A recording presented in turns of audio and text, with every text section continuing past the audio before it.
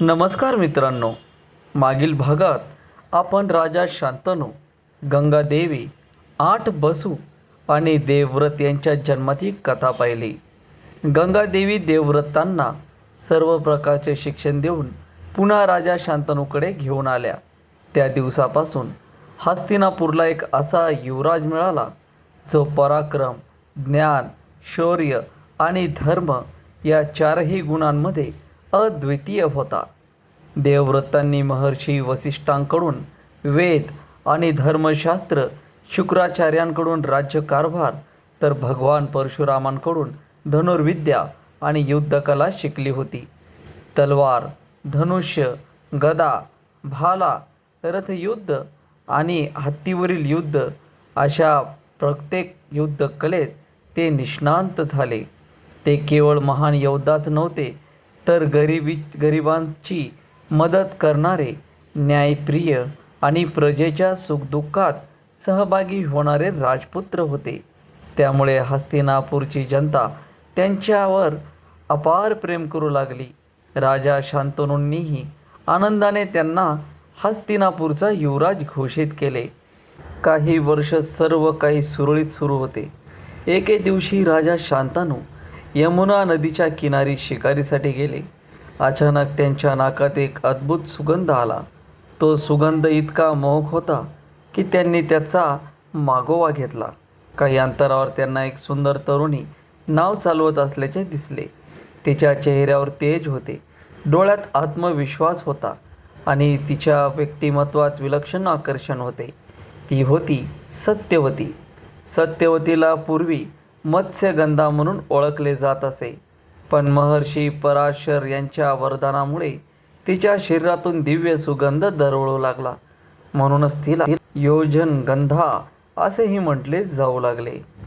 राजा शांतनू तिच्या प्रेमात पडले. दुसऱ्या दिवशी त्यांनी सत्यवतीच्या वडिलांकडे विवाहाचा प्रस्ताव ठेवला.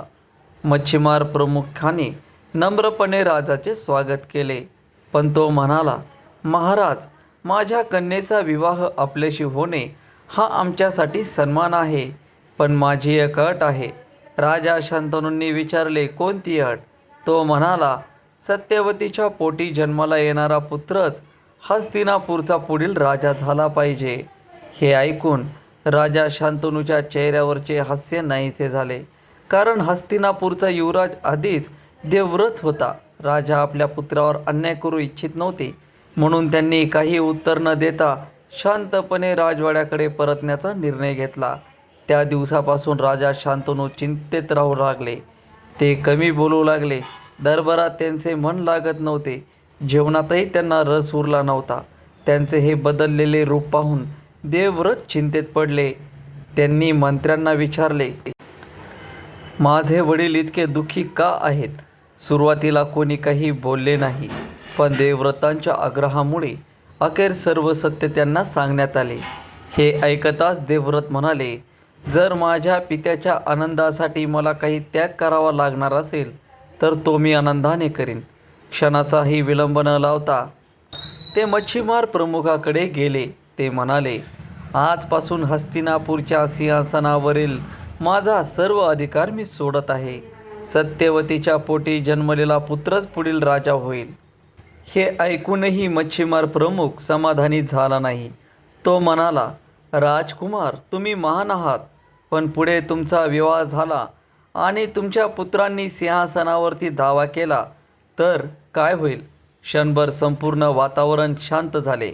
सर्वांच्या नजरा देवव्रतांकडे लागल्या आणि तेव्हाच देवव्रतांनी इतिहासातील सर्वात महान प्रतिज्ञा केली.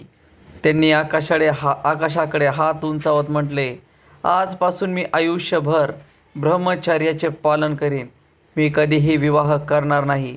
मला कधीही संतती होणार नाही. माझे संपूर्ण आयुष्य हस्तिनापूरच्या सेवेसाठी मी अर्पण करत आहे. हे शब्द ऐकताच पृथ्वी जणू थरारली. देवऋषी, गंधर्व आणि अप्सरा आश्चर्यचकित झाले. आकाशातून पुष्पवृष्टी झाली. चारही दिशांनी एकच आवाज घुमला, ही प्रतिज्ञा भीषण आहे, अत्यंत भीषण. त्या दिवसांपासून देवव्रतांना भीष्म हे नाव मिळाले. जेव्हा राजा शांतनूंना ही बातमी समजली तेव्हा त्यांच्या डोळ्यात अश्रू आले. ते म्हणाले, पुत्रा, तू माझ्यासाठी जे केलेस त्याचे ऋण मी कधी फेडू शकत नाही. राजा शांतनूंनी भीष्मांना एक अद्वितीय वरदान दिले, इच्छा मृत्यूचे वरदान. म्हणजे भीष्मांना मृत्यू तेव्हाच येणार होता जेव्हा ते स्वतः त्याची इच्छा करतील. याच वरदानामुळे पुढे कुरुक्षेत्राच्या युद्धात शेकडो बाणांनी वेधले गेले तरी भीष्म अनेक दिवस शरपंजरीत जिवंत राहिले. मित्रांनो, भीष्मांची प्रतिज्ञा ही केवळ एका पित्याच्या आनंदासाठी दिलेली नव्हती. ती होती त्याग, कर्तव्य, वचन पालन आणि धर्म यांचे सर्वोच्च उदाहरण. परंतु याच प्रतिज्ञेमुळे पुढे कुरुवंशाच्या इतिहासाने वेगळे वळण घेतले. जर भीष्माने ही प्रतिज्ञा केली नसती तर कदाचित महाभारताचे महान युद्धही घडले नसते. पुढील भागात आपण पाहणार आहोत सत्यवतीचा हस्तिनापूरमध्ये प्रवेश, चित्रगंध आणि विचित्र वैरवीर्य यांची कथा आणि कुरुवंशावर आलेले पहिले मोठे संकट. व्हिडिओ आवडला असेल तर लगेच लाईक करा, व्हिडिओला शेअर करा आणि आपल्या यूट्यूब चॅनलला सबस्क्राईब करा. सनातन फेसबुक पेजला फॉलो करा. भेटू अशाच पुढील व्हिडिओमध्ये. तोपर्यंत धन्यवाद.